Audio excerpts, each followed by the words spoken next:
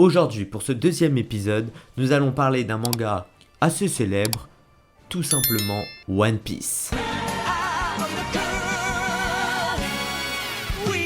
Oui, bon, je ne vais pas raconter l'histoire de One Piece, mais plus d'un personnage central de One Piece, c'est-à-dire Marshall D. Teach, alias Barbe Noire. C'est un personnage plutôt important dans le monde imaginaire de One Piece, mais qui est tout aussi important dans le monde réel que nous vivons actuellement. Barbe Noire est un personnage qui fait sa première apparition dans l'arc de Jaya, une île remplie de pirates, plus précisément dans la ville de Mocktown.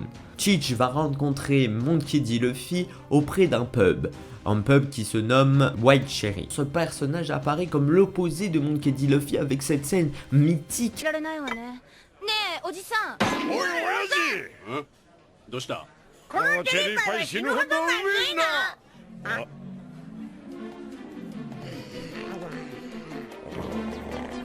Elle est succulente à en mourir, cette tarte aux cerises, elle est infecte, cette tarte aux cerises. Dès le début, une petite opposition s'instaure auprès de Luffy et donc de Marshall D. Teach. Mais bien plus tard, nous allons voir la carrure de Barbe Noire, un personnage très grand et imposant, à peu près d'une quarantaine d'années, quelques dents brisées, avec un torse totalement velu, un début de Barbe Noire, qui s'est déjà installé. Une bouteille de rhum est toujours mise dans sa ceinture, auprès de 3 pistolets. Bref, c'est tous les clichés d'un pirate que nous nous imaginons. Un pirate sanguinaire, cruel et sale. Marshall D. Teach a quelque chose de très différent entre tous les pirates que nous avons pu commencer à voir dans One Piece. Il croit en ses rêves et que ses rêves sont infinis et qu'il faut tout faire pour réaliser ses propres rêves. Il est prêt à tout pour obtenir ce qu'il veut. Cette personne qui réfléchit énormément a une ambition et une volonté très forte pour devenir un des pirates les plus puissants. Bien plus tard dans le manga, nous allons apprendre qu'il a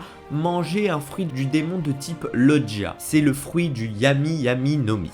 C'est un fruit qui maîtrise les ténèbres et absorbe tout ce que l'utilisateur souhaite. Donc ce pouvoir est en parfait accord avec son trait de caractère, qu'il est prêt à tout d'obtenir ce qu'il veut, donc voilà. On sait que ce personnage-là, Barbe Noire, a été un des membres de l'équipage de Barbe Blanche. Et il a décidé de fuir et de le trahir en le quittant. On peut s'apercevoir dans différents arcs que Barbe Noire ne tue pas lui directement, à part si c'est un grand pirate et à part s'il est puissant.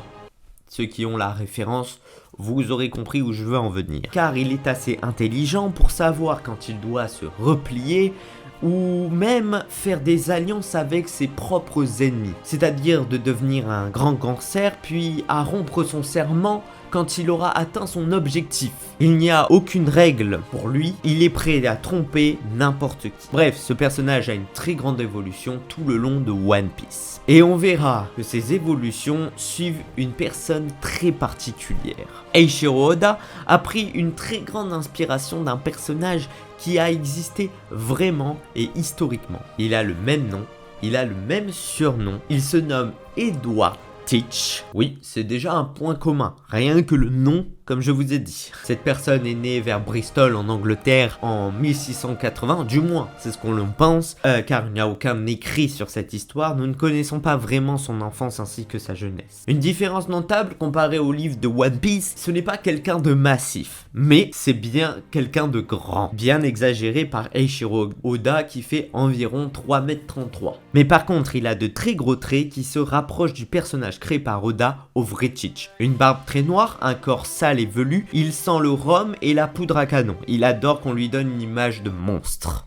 Il s'engage sur un bâtiment de corsaires. Oui, les corsaires que vous connaissez.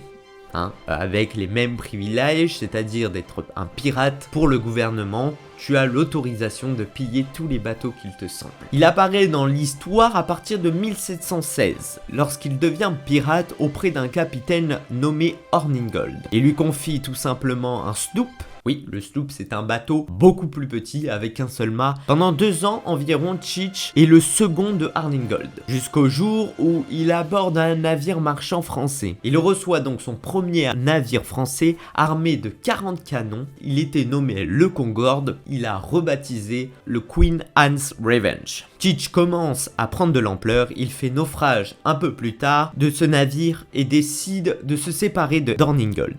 et devient capitaine d'une flotte de plus de 300 hommes. Donc il comporte 4 navires dans sa propre flotte. Il plie plus de 40 navires en un an en abordant de la même façon les bateaux, de façon stratège. Toute personne qui ose faire de la résistance est souvent pris en otage. Pas tué, mais pris en otage. À mesure que la réputation et le pouvoir de Teach grandit dans les eaux caribéennes, sa barbe et ses cheveux s'épaississent. Il se fait maintenant appeler Barbe Noire, tresse sa barbe et la noue avec des rubans noirs. Il rembourre son chapeau avec un cordage fumant pour se donner un air plus féroce et plus menaçant. Il terrifie quiconque qui croise son regard. Est-ce que vous voyez pas un peu l'allusion avec Marshall et son évolution? Marshall dit Teach, Barbe Noire de One Piece, qui a aussi évolué de la même façon avec les tresses de sa barbe noire. Certains navires marchands transportent un passager, les passagers souvent pris pour cible par les pirates. D'après une histoire rapportée sur Barbe Noire, un passager aurait refusé de céder sa bague surmontée d'un diamant. Barbe Noire lui a donc coupé le doigt qu'il a porté. Teach, alias Barbe Noire, est aussi un fin stratège, avec tout simplement quand il approche un bateau, il met un drapeau autre que sa bannière de pirate. Puis au tout dernier moment, pour attaquer le bateau, il décide de mettre le drapeau noir de pirate, pour ainsi aborder tout le bateau sans avoir à déclencher une guerre. Teach et un lieutenant se retrouvent face à face, c'était le dernier combat, il continua à se battre avec plusieurs coups de pistolet, il a fallu précisément 20 coups de sabre ou d'épée, on sait pas vraiment, et 5 balles de pistolet pour en finir avec Barbe Noire, alors qu'il continuait à se battre même avec ses blessures. Bref, Barbe Noire est un fin stratège, comme on pouvait s'en apercevoir, il avait peut-être un corps monstrueux, mais il réfléchissait pour autant. Donc c'est là qu'on peut utiliser cette grande expression, l'habit ne fait pas le moine. Il est un fin stratège pour tromper ses ennemis, bref, Eiichiro Oda reproduit le même caractère en partant de son nom à son évolution, et il commence petit à petit, puis finit à devenir un grand pirate puissant. On peut voir qu'il est passé de corsaire à tromper tout le monde, à quitter une autre flotte pour créer son propre équipage. Enfin, Eiichiro Oda reproduit tous ses traits de caractère ainsi que son passé, ainsi que son histoire dans One Piece. Bref, voilà, j'espère que c'était une vidéo qui vous aura plu. On a parlé de Marshall D. Teach, son inspiration faite par Eiichiro Oda du vrai Barbe Noire qui a vraiment réalisé. Pour plus d'informations, parce que je ne vous ai pas parlé de tout, etc. Si vous êtes renseigné, vous voulez plus de renseignements sur Barbe Noire, je vais vous mettre des liens dans la description qui peuvent vous aider. J'espère que cette vidéo vous aura plu. N'hésitez pas à vous abonner, à lâcher votre pouce bleu. Ciao les amis, à bientôt.